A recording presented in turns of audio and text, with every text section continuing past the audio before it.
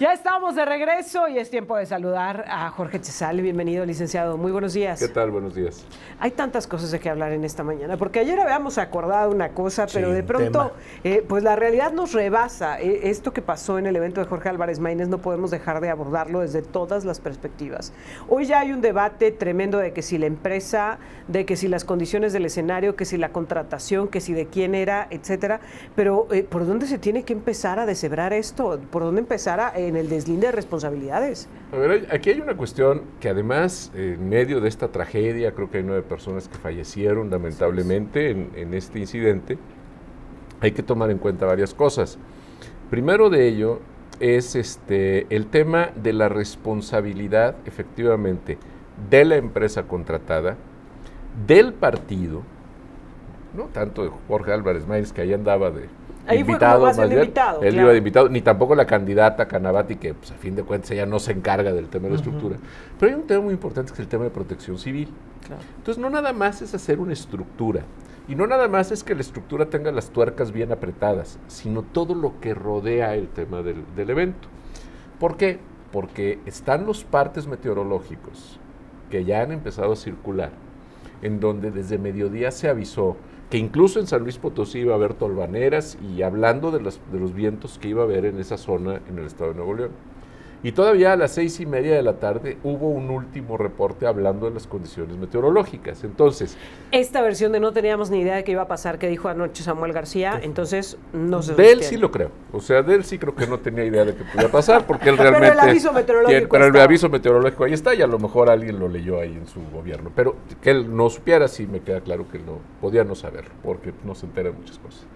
Entonces, ese tipo de cosas, por ejemplo, ese reporte meteorológico, junto con la experiencia que tiene la empresa, debe de garantizar la seguridad de las personas. Si no, nada más es armar la estructura, ahí les dejo la estructura y luego vengo por los fierros, sino que tiene que tener toda una logística que prevea todo ese tipo de eventualidades.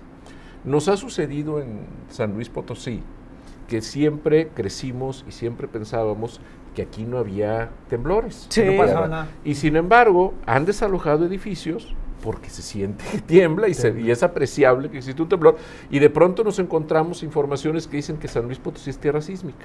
Entonces, ese tipo de situaciones desde debe ser una lección desde la perspectiva de la ¿cómo se llama?, de la protección civil, para tomar en consideración en ese tipo de eventos masivos y en muchas otras cosas. Porque ojo, que se vienen el resto de los eventos, los cierres de campaña. Ayer algo que mencionaban algunos periodistas precisamente desde el lugar de los hechos es que como el evento estaba ya terminando en la parte de los discursos y ya seguía la parte del grupo que iba a tocar Bronco, la gente había empezado a sobrepasar la valla de seguridad acercándose al escenario y nadie los había frenado. Este es un asunto de protección civil. Es un asunto de protección civil, exactamente. Que yo lo decía, por el largo del escenario de igual forma hubiera alcanzado a las personas, pero tal vez el daño hubiera sido menor si no hubieran estado tan cerca del escenario. Por supuesto, y pensemos además, por ejemplo, en eventos aquí en San Luis Potosí, donde hemos visto cómo se han tomado precauciones justamente para evitar ese tipo de problemas, como fue el concierto de Luis Miguel en el Estadio Plan de San Luis, que llegaron a afianzar todo lo que son la gradería. ¿Por qué? Porque no tienes que pensar la posibilidad y la probabilidad de que la gente ahí en el concierto de Luis Miguel, por ejemplo, brinque, va a bailar arriba. Es un edificio histórico. ¿Sí? Entonces, lleva mucho tiempo. Luego en la Plaza de Fundadores, cuando hay eventos, pues, también apuntalan. ¿Por qué? Pues porque no está hecho para que la gente vaya, la llene y brinque ahí en ese lugar. Entonces, en un lugar como este, donde tienes una concentración masiva y todo, es una cuestión de protección civil que tú tengas rutas de escape, tengas perfectamente delimitados los límites hacia donde pueden pasar. Yo te voy a decir una cosa, vamos a pensar que no se hubiera caído esto, pero que la gente se hubiera acercado y que hubiera cables y que hubiera humedad, que hubiera empezado a llover, se hubieran electrocutado, ¿no? O sea, es decir, ese tipo de planeación de protección civil debe de tomarse en cuenta en ese tipo de eventos. Entonces no es tan fácil como culpar a Dios o culpar a la suerte. A la naturaleza. ¿No? Sí hay responsabilidad. Y ojo que, insisto, ante la cercanía de todos los cierres de campaña de todos los candidatos a lo largo y ancho del país, ojalá y esto sea un aprendizaje en cabeza ajena, ¿no? Y que evitemos que este tipo de tragedias sigan sucediendo. Pero ayer, de plano, fue un muy mal día para Movimiento Ciudadano. En la mañana se habían dado a conocer una serie de renuncias en desbandada de Movimiento Ciudadano, que se iban a integrar a las filas de otras fuerzas políticas, de otras candidaturas, y en la tarde sucede esto. Otro partido al que le está sucediendo algo similar, pues es al Partido Verde Ecologista de México, en donde también se están presentando renuncias, pero además renuncias con acusaciones muy fuertes, licenciado, que creo que no se pueden dejar de lado. Una candidata al Senado por el Partido Verde Ecologista de México en Sonora, Lisbeth Gutiérrez, se fue del Partido Verde, pero ¿de qué manera? Porque se fue denunciando violencia política al interior del partido que la había postulado. Vamos a ver lo que ella misma colocó en sus redes sociales para argumentar esta renuncia. Soy la doctora Lisbeth Gutiérrez. Fui invitada y acepté participar como candidata al Senado de la República por Sonora, por el Partido Verde Ecologista de México. Lo hice en la meta de contribuir a la solución de los problemas de la gente. Soy una mujer de valor y valores. Lamentablemente, el delegado nacional de mi partido, con funciones de secretario general en Sonora, ha incurrido en un trato que lastima la dignidad humana de las personas. Primero, se me registró como afromexicana y segundo, no se me ha permitido hacer campaña. Me han cerrado las puertas de los comités del partido y me han obstruido la oportunidad de acceder a foros de exposición pública de mis propuestas. Quizás su intención sea que renuncie a mi partido. Le quiero decir que no será así. No renuncio. Denuncio violencia política en mi prejuicio. El día de ayer formalicé mi denuncia por violencia política de género en contra del delegado nacional con funciones de secretario en Sonora, del Partido Verde Ecologista de México. Aspiro a que se integre una investigación y se haga justicia, no solamente por mí, sino por las afromexicanas y las mujeres que ven con recelo la participación política. Bueno, pues ahí están estas declaraciones.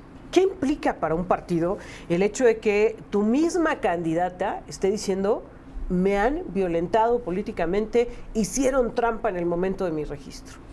Mira, en el caso del Partido Verde no es de extrañar, porque es un partido que siempre ha sido demasiado pragmático, deben de haber visto en ella un potencial de votos y entonces la llevan a la candidatura sin que exista realmente un compromiso por parte del Partido Verde en apoyar un proyecto político real, concreto. ¿Por qué? Porque el Partido Verde, en términos generales, ha sido pragmático en ese sentido y entonces lo que busca es simplemente tratar de conseguir votos a como de lugar.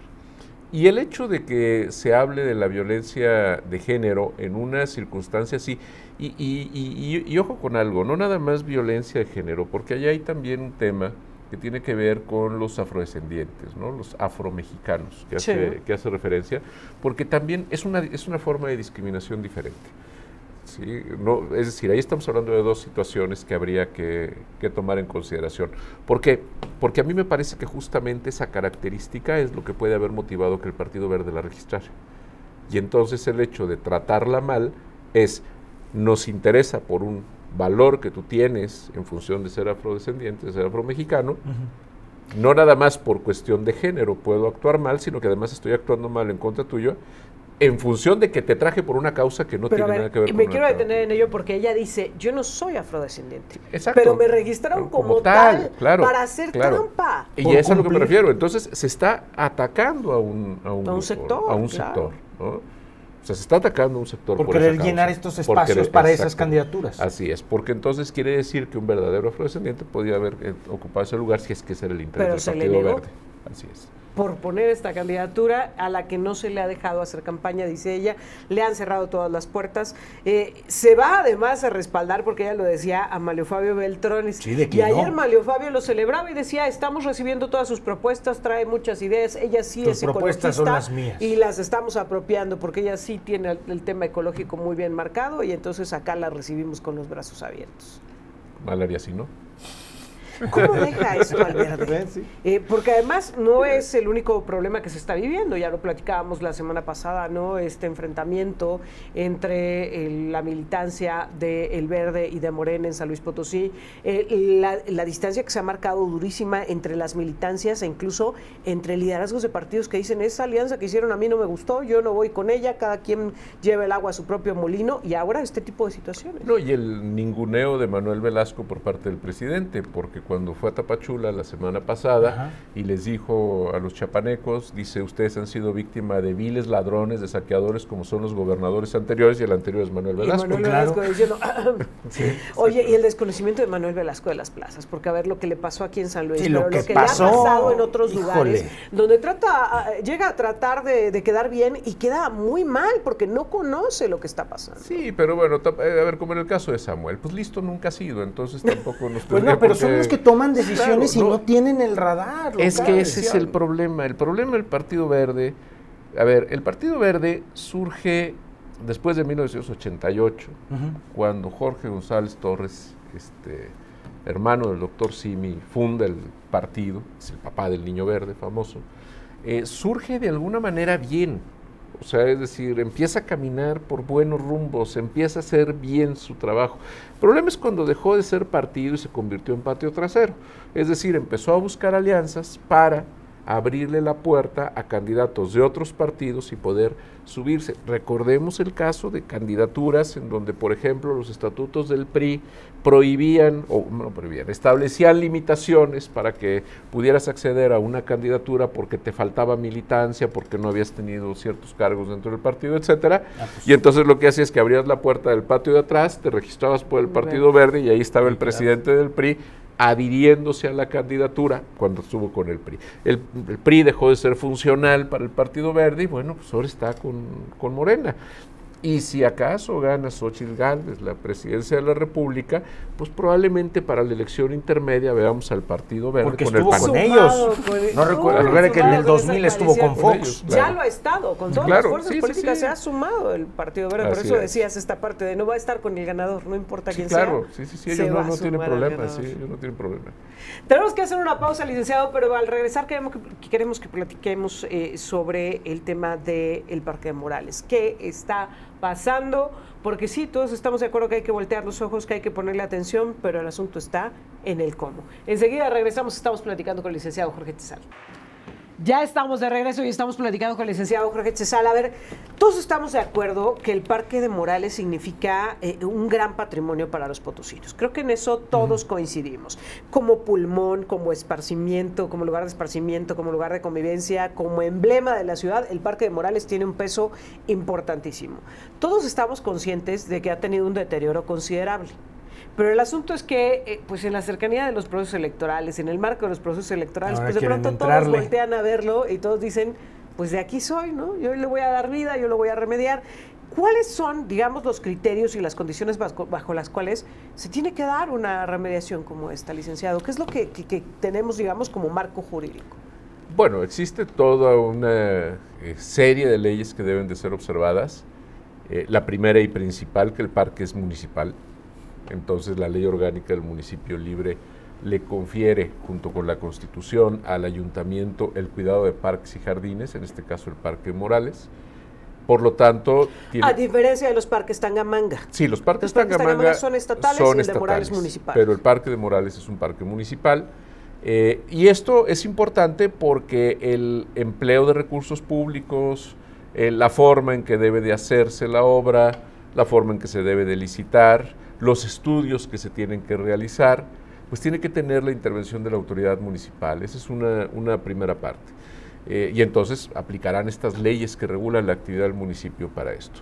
Aplicarán también las leyes ambientales, tanto la Ley General del Equilibrio Ecológico y Protección al Ambiente como la Ley Estatal Ambiental y los reglamentos, tanto municipales como estatales, porque efectivamente existe todo un ecosistema creado en el Parque de Morales. Es un parque que tiene 100 años, que ha generado un punto de desarrollo de vida propia con todo y que ha sido golpeadísimo por las omisiones de los políticos durante muchísimos años.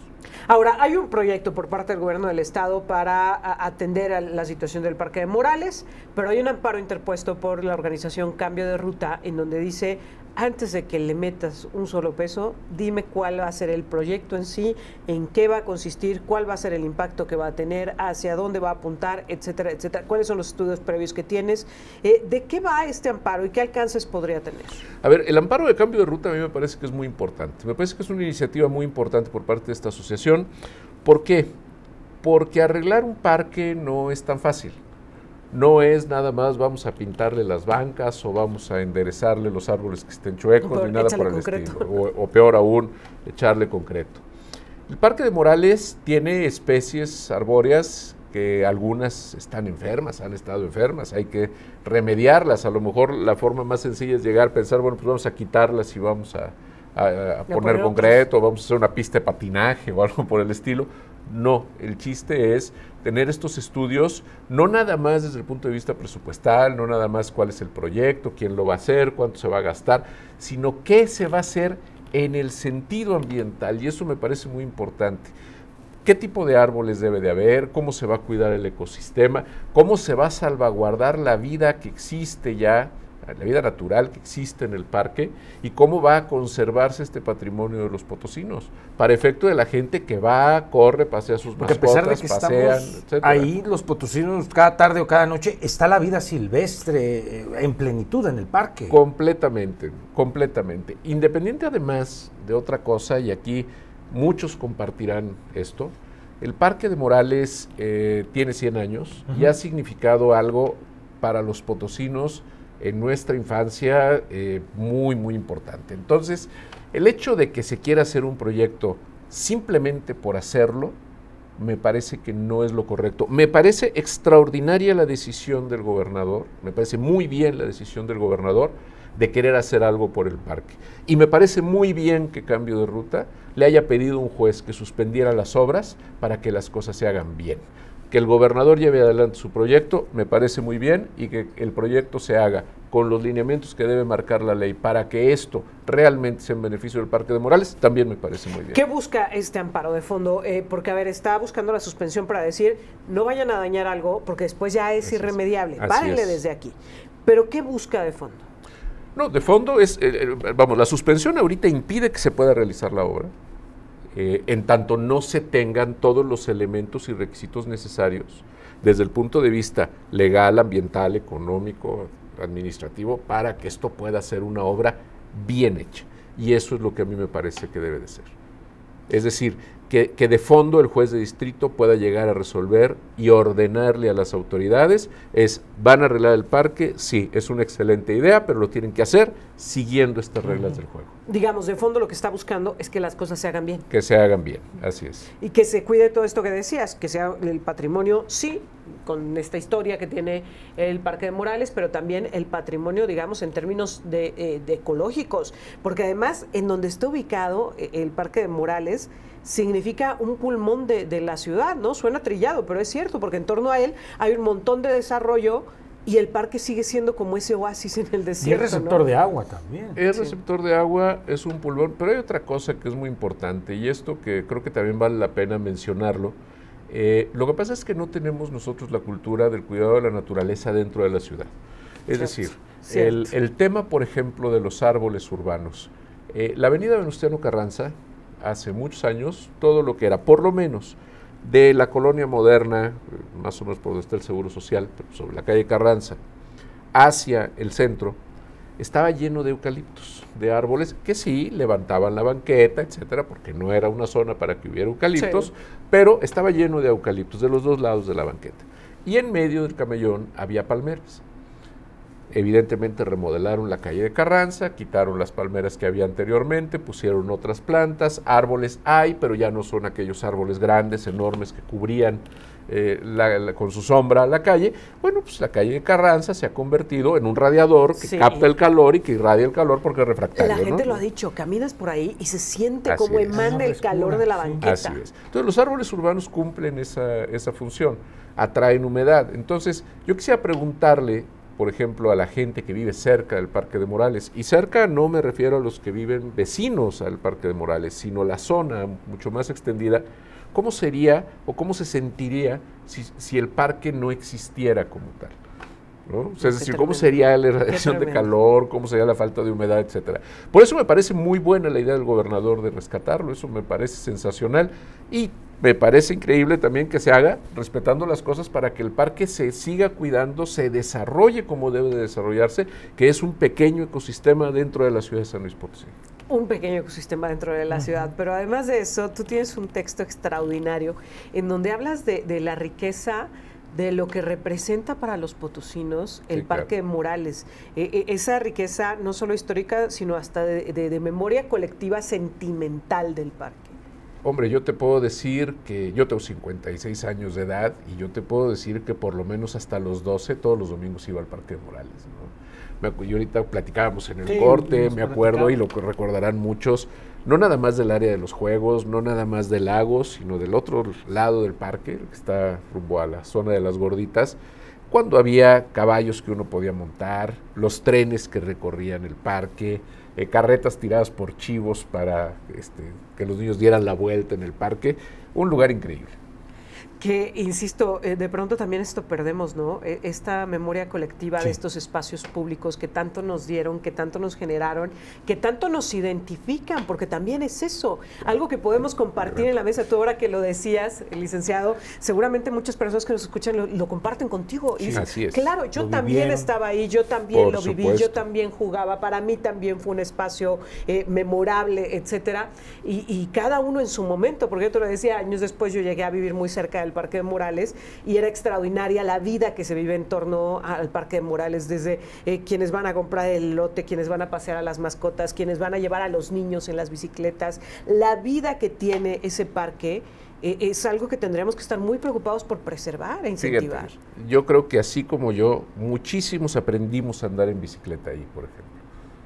Sí, ¿Y cuántas generaciones además? Y cuántas generaciones a lo largo de 100 años, ¿no? Por eso vale la pena el que se hagan bien las cosas, que se hagan, ¿no? bien, que se hagan como deben de ser. Porque yo creo que justamente lo que le da identidad a una ciudad no son los monumentos, no son incluso los edificios, sino su gente. Claro. Y el Parque de Morales es un símbolo de la gente de San Luis Potosí. Licenciado, pues yo te agradezco mucho que hayas estado con nosotros. Ojalá y de verdad las cosas se hagan bien. Qué bueno que le quieran meter dinero, por supuesto, qué extraordinario, pero que sea realmente a lo que importa, a lo que rescata el espacio y no a lo que termina con darle traste. Aparte porque ahí conviven lo más noble de una sociedad, juventudes, infancias, familias, adultos mayores. Lo más noble de una sociedad está ahí, haciendo deporte, cosas sanas que se deben de cuidar. Así es. Gracias, licenciado. Gracias, licenciado. Quedamos pendientes.